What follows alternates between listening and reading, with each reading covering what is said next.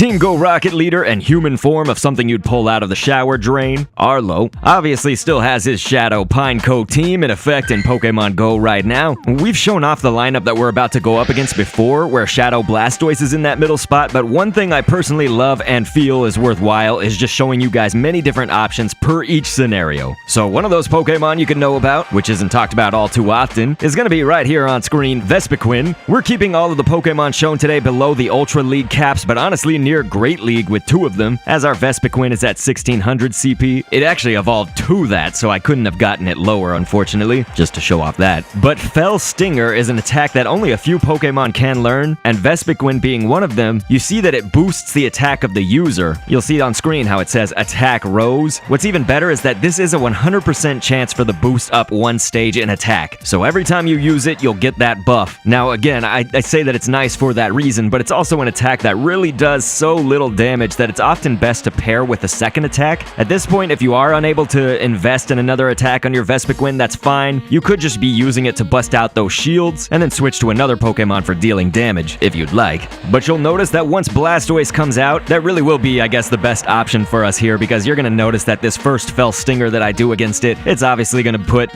like, a very tiny dent in it, so we need to switch out. After getting basically as much damage as we can, oops, it got a few attacks off on us, which is okay. We're gonna put in Shiftry right here. Shiftry, a wonderful choice, as it's obviously gonna have grass to deal super effective damage, but it is dual type. It's gonna have that dark type, so Blastoise using Bite against us right now. That is the move, of course, for Blastoise, and you see all the moves in text on screen right here. This is one of the Community Day Shiftrys, but it's all about this spam moveset. We can do Leaf Tornado like crazy. We do have the option for Foul Play as well. I'm just kind of going full grass here just to take out the Blastoise at least, and it does look like actually after this last one right here, we're gonna actually have a little bit more time with our Shiftry to go up against Arlo's last Pokemon, which is of course gonna be Scizor, as you see come out right here. You have sort of an impasse where it's like, okay, should we switch out our Shiftry, you know, just get kind of some more of that time. Every time you switch out, you know, the Team Go Rocket leaders, they're gonna stand still, their Pokemon will. Notice that this was the exact thing I wanted to happen. Scizor is gonna resist grass. I actually did want to get one more charge attack off with our Shiftry before it fainted, but I guess I wasn't lucky enough right there.